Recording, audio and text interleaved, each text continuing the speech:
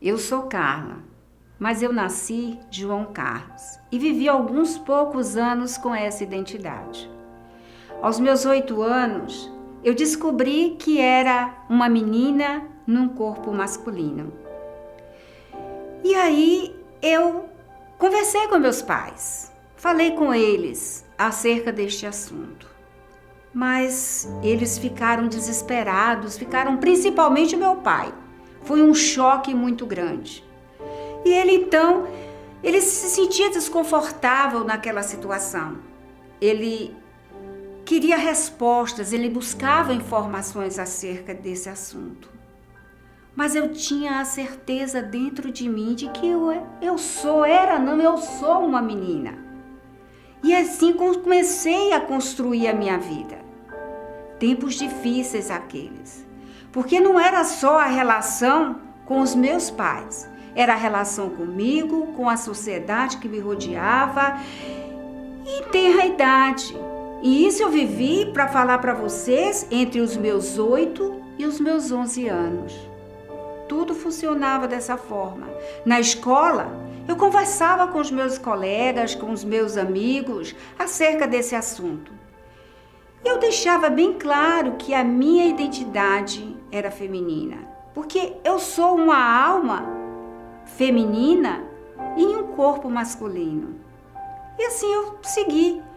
Um dia eu defini com os meus amigos, depois de a conversa com eles, porque os meus pais, quando tiveram conhecimento disso, eles foram buscar informações, eles foram a diversos lugares, eles queriam saber as respostas, eles queriam entender o que estava acontecendo comigo.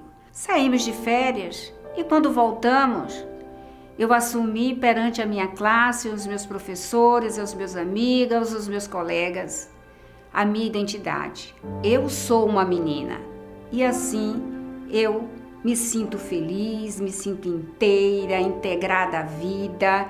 E essa é a minha identidade. Então, eu tenho o apoio de todos, dos meus pais e de meus amigos. Me sinto assim feliz. Eu sou Carla, uma menina, uma mulher feliz. Boa noite. Boa noite, Djalma. Nós hoje teremos uma rara oportunidade de retirar aqui de Djalma essa alma experiente, esse espírito milenar, que nos trará parte do seu conhecimento com o nosso tema, que é convivendo com a diversidade.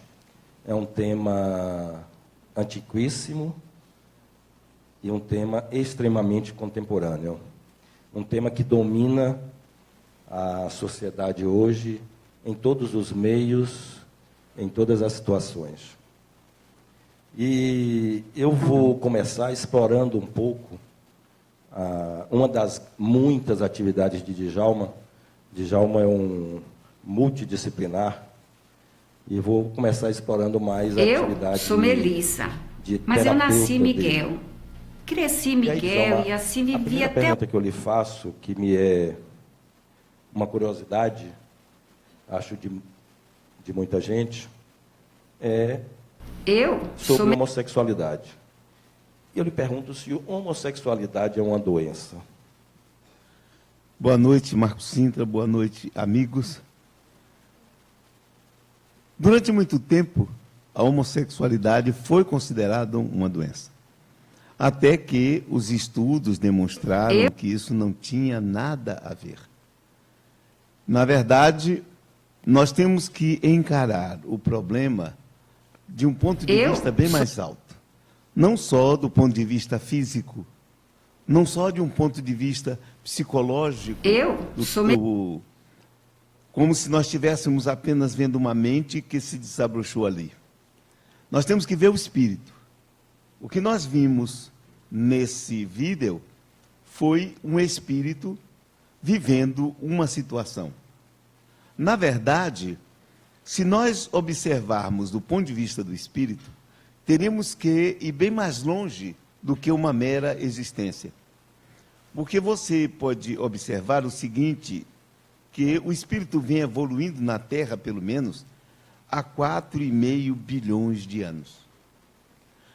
E se nós observarmos que durante um primeiro período de 3 bilhões, mais ou menos, e 300 milhões de anos, apenas nós tínhamos o espírito encarnando em bactérias de diversas formas. As bactérias primitivas, as cianofícias, depois que mudaram o oxigênio. E como era a reprodução? Era uma mera divisão. Uma célula que se partia em duas. E assim sucessivamente. Depois disso, nós vemos o Cambriano. O que acontece nele? Aparece a diversidade de gênero. É aí que muda a história da Terra. Houve uma evolução. E nessa evolução, nós vemos aparecer o sexo. Vemos aparecer o macho, vemos aparecer a fêmea. E, gradativamente, isso vai acontecendo. E, ao longo da história, verificaremos que vários espíritos encarnaram vivendo situações que hoje se conhece e se sabe. Situações de hermafroditismo, situações de machos e fêmeas que mudam de acordo com determinadas circunstâncias, de seres que aparentemente são assexuados, mas que quando se encontram um com o outro, numa relação, um dos dois se torna fêmea e o outro continua macho. Então, outros animais que, por exemplo, fazem a sua relação sexual e a fêmea transfere para o macho, como o cavalo marinho, os filhotes, e ele que engravida. Dentro dela se faz a gestação, se começa a gestação, a fecundação, mas ela transfere para o macho, o qual engravida, vai cuidar e depois vai parir. Nós temos seres que são hermafroditas. As próprias plantas têm uma variedade imensa de atividade sexual. E nós, espíritos, evoluímos por vários desses. Na grande árvore, que é a árvore da vida, nós não seguimos um caminho reto. Cada um veio por um caminho específico e nós guardamos, ao despertar a consciência, ou para a consciência, nós guardamos essas experiências que estão aqui e agora com cada um de nós. Então, determinadas circunstâncias podem fazer aflorar para quê? Para aprendizado. Quando nós vamos ao Livro dos Espíritos, e Kardec perguntou aos espíritos se eles tinham sexo, os espíritos têm sexo, eles disseram, não como o entendeis. E mais tarde, nas suas perguntas, nós vamos verificar que, de um lado, o espírito pode encarnar homem ou mulher. Qual o objetivo de encarnar homem ou mulher? Eles dizem meramente experiências. E por que não pode haver também, nesse mesmo processo, indivíduos que queiram experimentar outras formas? Sem dúvida nenhuma, porque no mundo animal nós encontramos a homossexualidade e etc. Então, naturalmente, são experiências. Por que cada um escolhe uma experiência disso? Nós teríamos que estudar caso a caso. Mas, sem dúvida nenhuma, são experiências positivas. O André Moreira escreveu um livro fantástico sobre homossexualidade. Ele, que é médico espírita, presidente da Sociedade de Medicina Espírita de Minas Gerais, né, da Associação Médico Espírita de Minas Gerais, e é homossexual. E ele busca, inclusive na literatura espírita, vários elementos em que ele coloca a homossexualidade, muitas vezes, como uma escolha de uma missão específica do espírito, com objetivos específicos. Claro que nós teríamos que conhecer cada caso em si. Perfeito, Djalma. Mas, tentando aprofundar um pouco mais, segundo a filosofia espírita, qual seria o propósito da homossexualidade ou da transexualidade, que foi o caso da garota do vídeo? Em primeiro lugar, eu acredito que até chamar a atenção para nós de que nós temos que aceitar de qualquer maneira, de qualquer forma, o diferente. Primeiro de tudo, eles serão diferentes mesmo? É uma pergunta que eu me faço. Se eu tenho animais que têm homoafetividade, leão, elefante, por que eu vou dizer que aquilo é alguma coisa que não se enquadra nas leis de Deus? Ou então, o leão, o elefante, não foi Deus quem criou? Então, sem dúvida alguma, qual o propósito dessa encarnação? Não sei, eu posso apenas criar ideias a respeito. Mas, sem dúvida nenhuma, para aquele espírito que está nessa condição, disse alguma coisa. Ele está aprendendo algo. Talvez até aprendendo agora a viver uma diversidade de gênero que ele talvez tenha condenado no passado. Esse é um objetivo, pode ser. Ou desenvolvendo sentimentos. Carl Gustav Jung, falando da nossa evolução física, psíquica, diz que quando nós chegamos à metade da existência, começamos, nós os homens, a sentir a influência da ânima. Justamente, talvez, para abrandar o rigor que o machismo colocou. E uma coisa interessante que se observa nessa diversidade de gênero é que nós não temos que ficar presos apenas aos estereótipos da homossexualidade masculina ou feminina. Existe um caso que nós não estamos levando muito em conta. São os hermafroditas.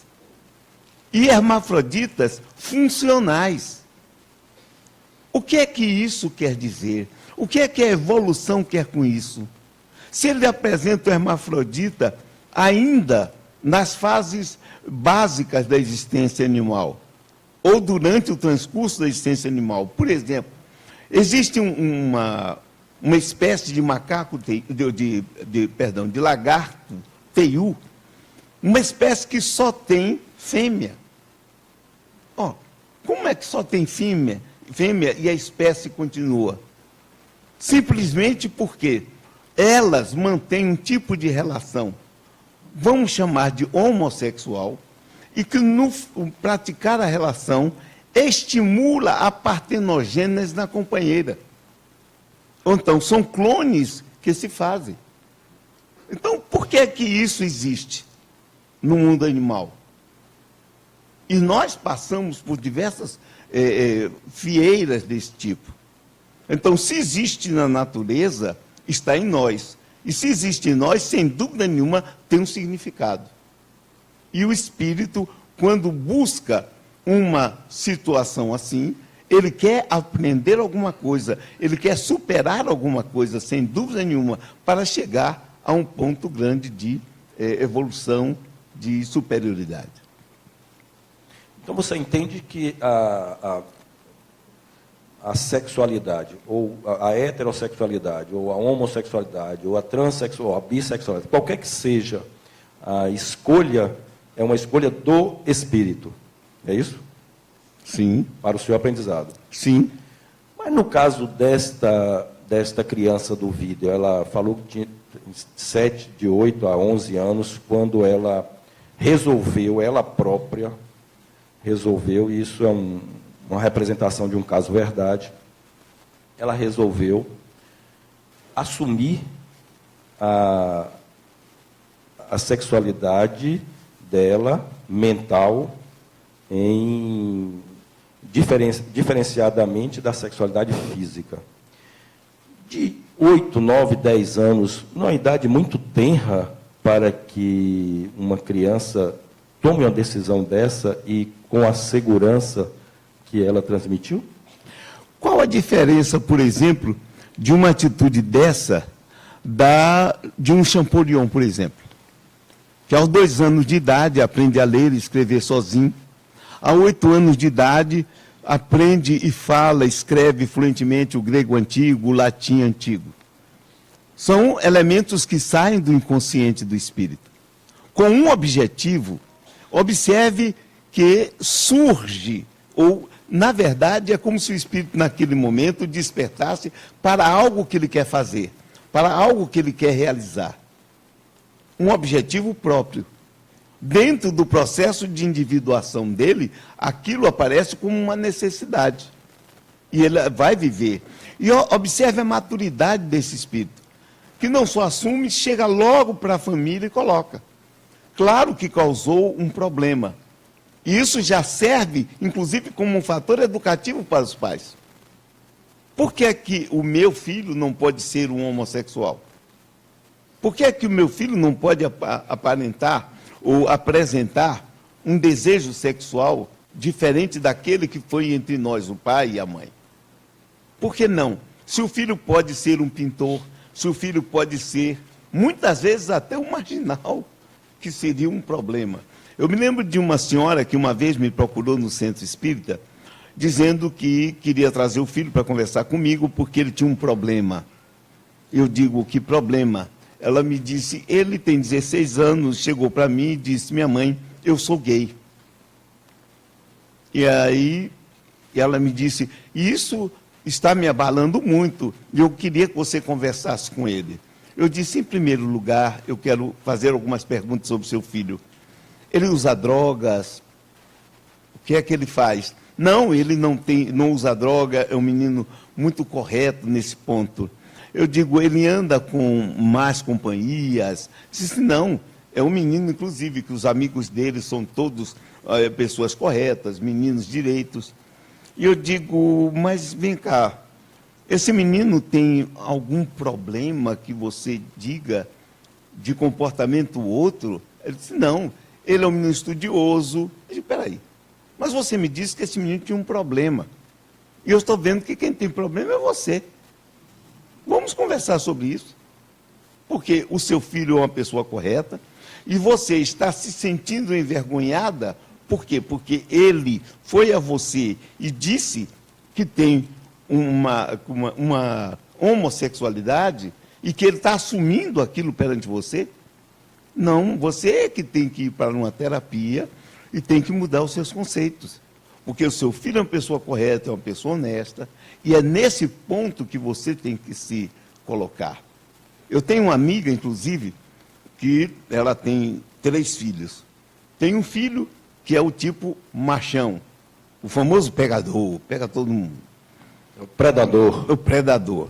Tem uma filha que é uma moça que desenvolveu-se, casou-se, etc, etc. E um filho que um dia virou para ela e disse que era homossexual. E essa amiga é espírita, há muitos anos, médium, trabalhando em centro. Quando ela soube isso, ela entrou em crise e me procurou. Me procurou e falou comigo, Djalma, o que aconteceu? Eu digo, qual o problema? Qual o problema? E ela resistiu, não queria saber, foram anos o menino sofrendo com isso, mas ele permanecendo na dele. Hoje,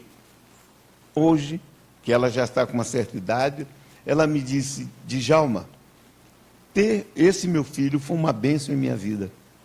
É o único filho que está sempre comigo, que me dá apoio. Os outros seguiram o seu caminho. Esse, o namorado dele, estou na minha casa. E eu achei fantástico, não foi o rapaz, foi a mudança dela. Como ela saiu de um machismo que ela possuía, de um preconceito, e conseguiu, com o tempo, e ele conseguiu dobrá-la. E fazer com que ela o aceitasse. Ele é um artista muito bom, é um menino brilhante. E ela, hoje em dia, vive satisfeita e alegre com esse filho. Mas, Djalma, deixa eu dar uma guinada aqui. Ok, entendo que é algo espiritual a questão, você já me convenceu. Mas não seria, então, essa garota do vidro não estaria sofrendo de uma obsessão por subjugação ou algo parecido, não? O interessante é que no movimento espírita, as pessoas tentam justificar tudo com o obsessor. Eu tenho a maior pena do mundo do obsessor. Todo dia eu rezo pelos obsessores, porque eles são caluniados a todo tempo e a toda maneira, a toda coisa. Se o filho se transforma num marginal, for o obsessor. Se o filho se transforma... Agora, quando o filho se transforma num brilhante engenheiro, como você, por exemplo, não vão dizer que foi obsessor, você é obsidiado, porque você se tornou um brilhante engenheiro. Eu lhe agradeço pelo brilhante. Construtor de barragens. Então veja isso. Mas quando tem qualquer problema, o obsessor, por que não pode ser isso do espírito? O próprio espírito sentir isso. O próprio espírito trazer. E muitas vezes eu vejo que o obsessor não é obsessor coisa nenhuma, é um mero companheiro. É o cúmplice daquele que apresenta um problema. E no caso da homossexualidade, isso não é um problema. Por que seria uma obsessão? Eu vejo um Andrei Moreira, por exemplo, brilhante orador, um espírita digno, correto, não é? Que vive dando a sua mensagem pelo mundo. E que obsessão tem isso aí? E se nós formos na história, um Sócrates, por exemplo, era um obsidiado? E, no entanto, na Grécia, a homossexualidade era algo normal, comum. E nem por isso deixavam de ser guerreiros. Os espartanos, mais machão do que um espartano, já imaginou? E, no entanto, eles tinham a homossexualidade como algo normal. O que aí demonstra para a gente que não é um problema de caráter, nem de doença, coisíssima nenhuma. Porque uma civilização que, inclusive, empolgou o mundo, e até hoje nós estamos sentindo a sua influência, se tirarmos os conceitos e as palavras gregas do português, a gente ia ficar o quê? Falando o quê? Pouquíssima coisa, porque mesmo através do latim, o grego nos influenciou, porque influenciou o romano, não é? Então, eu não vejo o obsessor nesse ponto, porque não é um problema. E mesmo que fosse, o indivíduo poderia ter um problema e o obsessor também, como a gente pode ver com a droga e etc. Seria uma cumplicidade, mas no caso da homossexualidade não existe isso. Bacana. Eu sou Melissa, mas eu nasci Miguel. Cresci Miguel e assim vivi até uma determinada fase da minha vida. Tomei consciência disso, de que sou Melissa, de que sou mulher de verdade. E os conflitos, as dúvidas e as angústias, elas vieram, elas estão dentro de mim e só aumentavam a cada dia, tudo aumentava. Porque eu pensava sempre assim, eu tenho um corpo masculino em desacordo com o corpo mental, com o meu corpo feminino que eu sinto ser. Mas os conflitos não eram só meus. Os conflitos estavam dentro de mim, mas eles vinham dos meus amigos, vinham da sociedade, vinham de tudo que me rodeava, meu amigo. Era e ainda é difícil conviver com essa situação. É muito difícil. Mas eu sou mulher e assim eu quero ser. Então, não importa quais as dificuldades que existam. Eu adotei a minha identidade feminina. E com isso, um belo dia, eu encontrei o Paulo. Eu nasci Andréia, mas eu me identifico com o masculino. Hoje, eu sou Paulo, um homem. Assim como a Melissa, passei por muitas dificuldades. Conflitos interiores, divergências na família, dificuldades com a sociedade. Era difícil lidar com um corpo feminino e uma alma de homem. Mas eu conheci a Melissa, nos casamos e vivenciamos a nossa relação de uma forma feliz. Mas faltava alguma coisa, faltava algo no nosso relacionamento que precisava ser completado. Um filho, uma filha.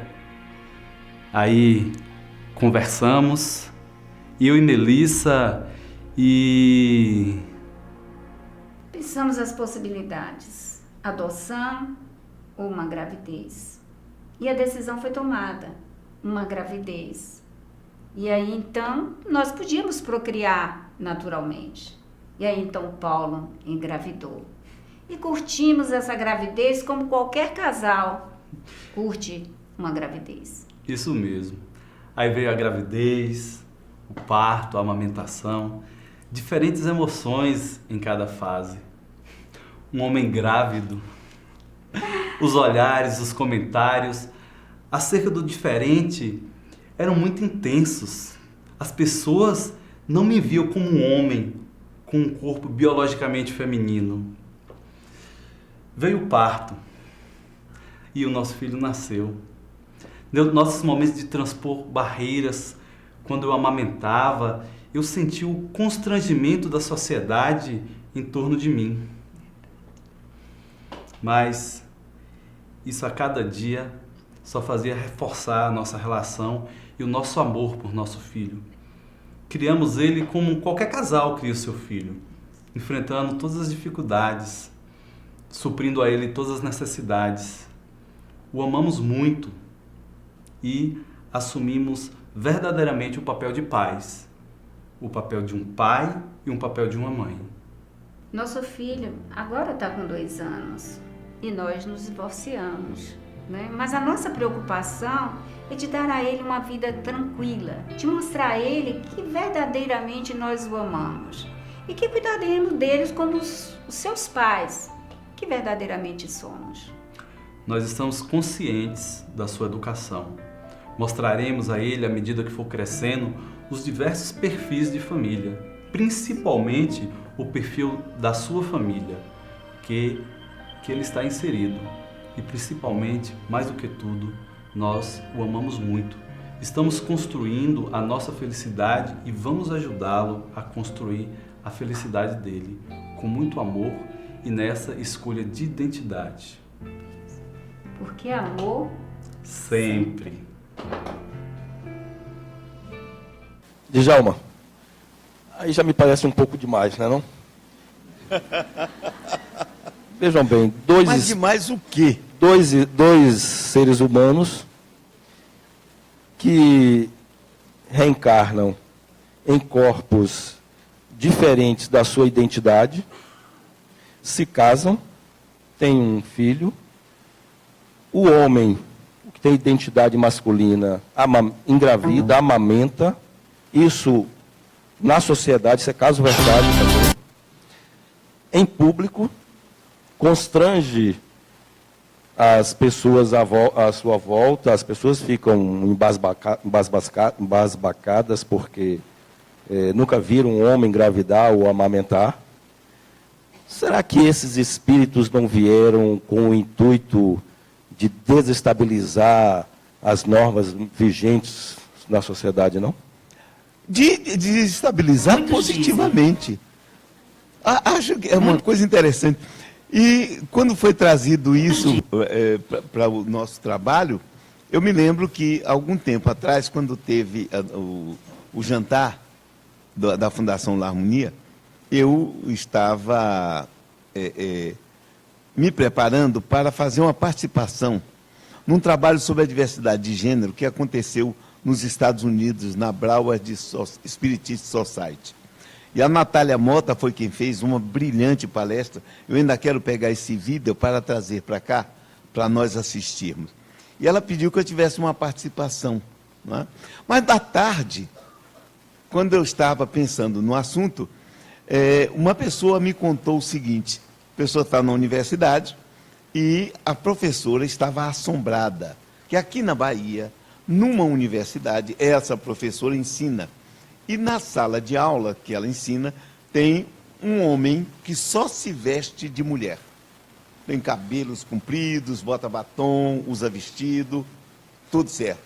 E tem uma moça que só se veste de homem. Tá? Roupas masculinas e tal. E os dois namoram. E se beijam, e se abraçam. E ela estava dizendo, eu não posso, como você colocou, eu não consigo entender uma coisa dessa. Mas observe o que você disse, chamou atenção. Chamou atenção para um problema. Por que é que eu não posso ser um homem e ter um filho? Se o cavalo marinho pode, por que é que eu não posso ter? Isso chama atenção para o quê? Nós temos que começar a verificar que estamos em evolução. E na evolução, muita coisa vai acontecer. Se você observar essa evolução, hoje nós estamos tratando publicamente de diversidade de gênero, algo que nós não faríamos há 50 anos atrás, há 60 anos atrás. Seria um problema muito sério, causaria um escândalo. Isso daí as pessoas iriam dizer que era isso ou aquilo. E hoje nós estamos tratando dessa maneira. Nós estamos verificando que as pessoas têm direito de assumir a identidade que queiram sexual, de viver aquilo que elas desejam, porque a moral não está no sexo. A moral, a dignidade, a honestidade são coisas diferentes. E, inclusive, porque o problema básico é de relacionamento. Seja como seja num poliamor, seja num amor monogâmico, seja num amor que tem um marido e vários, poligamia, seja numa poliandria, o problema básico chama-se relacionamento. E o que é que faz a evolução? É o atrito entre as pessoas, o atrito entre o meio ambiente, o atrito com os nossos preconceitos, o atrito com as nossas ideias preconcebidas, os nossos sentimentos, o impacto, por exemplo, de uma família onde um filho se declara gay, como a minha amiga que eu citei, como a senhora que eu citei. Essas pessoas tomam um impacto sério porque elas têm que começar a pensar, os familiares, geralmente quando isso acontece, a família racha no meio, um é a favor, outro é contra, um acha que é doença, outro acha que é aquilo, é uma discussão que vem à tona. E essas discussões que estão acontecendo em todos os lugares, sem dúvida alguma, estão combatendo o preconceito. A grande mudança nossa é sair da animalidade, porque ainda nós estamos nela. Quando eu ouço a palavra, escuto ou leio o Jung falando de individuação, quando na doutrina espírita se fala de evolução, eu vejo o quê? Uma necessidade de nós começarmos a transcender os instintos fundamentais, a assumirmos dentro de nós uma diversidade que nós temos, diversidades, inclusive aceitar os nossos instintos. Nós vivemos brigando com os instintos. E porque brigamos com os instintos, ainda não chegamos na humanidade. Aquilo que se chama o processo de individuação é o desenvolvimento total e pleno do indivíduo para atingir a humanidade mesmo. Quando nós vemos animais, o leão, por exemplo, qual o objetivo da individuação dele? Atingir o máximo daquilo que eu chamo de leonidade, ser o melhor leão de todos. Da mesma maneira, nós vamos ter que ser os melhores seres humanos. E para sermos, temos que sair dessa condição híbrida que nós estamos ainda, de animal, querendo ser um homem de espírito, aliás, vamos falar do espírito, de um espírito querendo atingir uma etapa maior, mas que tem que superar a animalidade que ele traz em si. Se observar, eu estava falando da evolução, né? Nós temos o quê? 4,5 bilhões de anos. E como seres que estão entrando na humanidade, nós temos o quê? Talvez 2 milhões de anos. Mas chegar à humanidade específica, nós temos 200 mil anos do homem do Neandertal e mais ou menos 100 mil anos como o Homo sapiens sapiens. É a partir daí que nós vamos poder falar num espírito que começa a ter consciência de si mesmo. E há uns 10 mil anos, nós nos tornamos efetivamente conscientes. Então, tem muita coisa que vem conosco, que nós vamos ter que assumir, vamos ter que aprender a lidar e a transcender, para chegarmos a uma evolução mais ampla. Então, essa diversidade de gênero, para mim, e aí uma ideia minha, é, sem dúvida nenhuma, um reviver daquilo que o espírito já passou na sua longa evolução. Eu recomendo que as pessoas leiam o livro do Andrei Moreira, Homossexualidade, mas também recomendo o Evolution's Rainbow, da Joan Rolf Garden. É um livro fantástico, onde ela faz um levantamento, e eu fico, na medida em que eu leio o livro, eu vejo a evolução do espírito, por todas as formas, e ela aborda do ponto de vista sexual, mostrando a grande diversidade.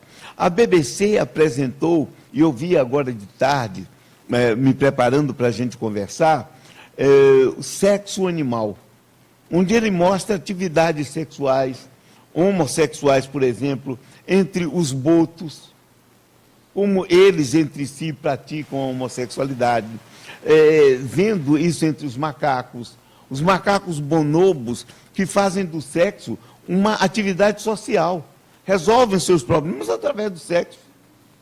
É interessante isso. É bom nós começarmos a verificar. As pessoas, hoje em dia, têm à sua disposição elementos para verificar o que significa evolução. Eu comecei a entender melhor o Espiritismo depois que eu comecei a ver as plantas, a evolução, o sexo nas plantas. E as plantas fazem um sexo que você poderia dizer que é pervertido. Por quê?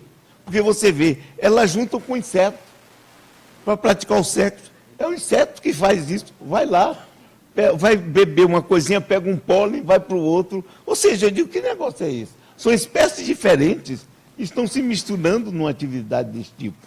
Tem uma orquídea que ela é sabida. A gente pensa que a planta não sente nada, não pensa nada, mas essa orquídea me deixou grilado. Ela vive numa região determinada onde existem uns besouros. E esse besouro é o seguinte, de um lado tem o macho, como toda coisa, e a fêmea. Mas o cio é diferente. Na hora que o macho entra no cio, a fêmea não está no cio. Eu brincando de que ela está com dor de cabeça. Tá? Então, observe isso. Ela simplesmente não quer o macho. Mas essa orquídea tem um formato da fêmea desse besouro. Então, ele vem passando e mais. O perfume dessa orquídea lembra o feromônio da fêmea. Então, quando ele passa, que ele sente o cheiro, ele vai logo em cima. E a tentativa de copular com a orquídea vai fazer com que ela se reproduza. Observa que coisa, me parece até algo meio de um criador que quisesse mostrar para a gente, olha, veja como uma coisa pode acontecer. Mas aí você pode me dizer, bom, se esse besouro desaparece, se, digamos, tem um período em que a fêmea entra no cio normal, a planta vai desaparecer, não vai poder se reproduzir. Aí acontece uma coisa diferente. Tem uma abelha no lugar onde essa abelha, para o zangão poder fazer, ter a relação sexual com a fêmea, ela só quer se ele tiver um cheiro específico. E no fundo dessa orquídea tem esse perfume. Quer dizer, ela gosta de perfume, quer que o macho esteja perfumado. Então, a abelha vai, entra na planta para capturar isso. E assim faz a reprodução. Ou seja, é uma planta que se utiliza de 2 insetos diferentes para conseguir o seu objetivo. Para mim, existe aí uma presença espiritual, porque tem um objetivo inconsciente coletivo ali, está agindo. Aquele princípio espiritual está criando meios para aprender, para se diversificar. Perfeito. Ô, Djalma, daqui a pouco vou ter que chamar os comerciais. Daqui a 4 minutos eu vou lhe fazer mais uma pergunta para a gente finalizar. E pelo que você expôs, a gente percebe que a questão da homossexualidade, da transexualidade, não é uma questão recente, já é uma questão bastante antiga da raça humana, mas, ultimamente, isso vem sendo exposto cada vez mais, também por causa da mídia, por causa do alcance dos meios de comunicação. Mas você, então, me fez entender, quero que você me confirme ou não, que tudo isso é fruto, é o resultado de um planejamento estratégico espiritual visando trazer para o ser humano, que é o habitante principal deste planeta, o amor sempre? Bom, uma boa colocação, o amor sempre, sem dúvida nenhuma. O amor está na base da própria evolução. Bem foi colocado aqui, quando se falava do amor sempre, não é? Que a criação do espírito é o amor de Deus em ação. E a música que foi tocada aqui do Renato Russo é baseado numa algo interessante. O Paulo de Tarso sempre aparece como uma pessoa muito firme, muito, inclusive, machista em certas colocações na sua época, mas num momento específico, no capítulo 13 da epístola, ele vai falar do amor. E ele começa dizendo: ainda que eu falasse a língua dos homens e dos anjos, e não tivesse amor, eu nada seria. Ainda que eu entregasse o meu corpo para ser queimado e não tivesse amor, isso de nada me adiantaria. Então, ele já coloca: o amor é fundamental.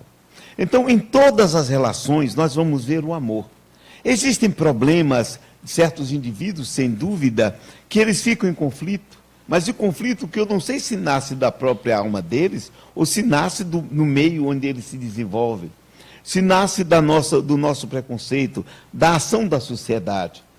Eu estava sabendo, num dos países eslavos agora, os homossexuais estão sendo perseguidos. Na Rússia comunista, os homossexuais eram perseguidos. Ou seja, isso vem desde a Idade Média, uma perseguição constante contra pessoas que apresentam uma sexualidade diferenciada dos outros. Então, nós temos que acabar com isso. O amor é a finalidade. E, sem dúvida nenhuma, a individuação nos leva em direção ao amor. Diz João na sua epístola, na primeira epístola dele, que Deus é amor. E, sem dúvida alguma, nós temos que aprender a sentir o amor. Hoje, quando me entrevistavam para a TV Harmonia, e a moça me perguntava sobre o que é o amor, eu disse: não sei, não tenho a menor ideia do que seja o amor. Agora, uma coisa eu digo a você: eu sinto o amor. E o amor que eu vejo, ele se apresenta como uma luz branca, que você passa por um prisma. E, ao passar pelo prisma, ele se desdobra num arco-íris. Ou seja, numa série de filigranas onde o amor existe. O amor paterno, o amor materno, o amor filial, o amor fraternal, o amor ágape. Então, o amor ao saber. Então, amor, sem dúvida nenhuma, é aquilo que está na base que nos impulsiona. E o amor sempre, que é o lema dessa Semana Espírita, e o amor, que é o lema, inclusive, da Fundação Lar Harmonia, deve nos empolgar a todos. E aqui nós estamos exercitando. E eu me lembro do Espírito da Verdade, na sua mensagem, que está no capítulo 6 do Evangelho segundo o Espiritismo, e é o primeiro nas instruções dos Espíritos, quando ele diz assim: Espíritas, amai-vos, este é o primeiro ensinamento. Instruí-vos, este é o segundo. E eu achei muito interessante que ele não disse: espíritas, amem o próximo, amem o inimigo, como Jesus falou. Ele falou que nós, espíritas, devemos nos amar. Espíritas, amai-vos. Então, um centro, uma instituição, onde o amor é a base, o amor é o ensino fundamental, é a busca. E nós vemos aqui como as pessoas são levadas a exercer o acolhimento, a exercer um sentimento de amor, que no início pode ser até um pouco forçado, mas com o passar do tempo isso se torna natural e se torna normal. O acolhimento, que é o amor em ação, o amor em atividade. Então vamos aprender isso. E vamos amar a todos, não importa o gênero, não importa a identidade sexual, não importa o seu nível social, não importa nada disso. O que importa é que o outro é um espírito em evolução. E se ele ainda não atingiu um ponto que nós atingimos, nós também já passamos por lá, já estivemos no mesmo lugar. O que é que nós fomos no passado? Nós não sabemos. O que é que nós praticamos no passado? Nós não sabemos. E quando sabemos, muitas vezes entramos em crise. Então é preciso ter em conta que os outros estão, às vezes, sentindo, passando aquilo que nós já sentimos e aquilo que nós passamos. Eu estou muito comovido agora, porque eu sinto a presença de um amigo meu que foi homossexual desde os 3 anos de idade, que se chamou Emanuel. É o Nenel que as pessoas de Ilhéus conhecem. E ele desencarnou, ele frequentava o Sintonia. E é ele que, nesse momento, me passa essa emoção que eu passo para você. O que importa, efetivamente, é o amor. Amem sempre.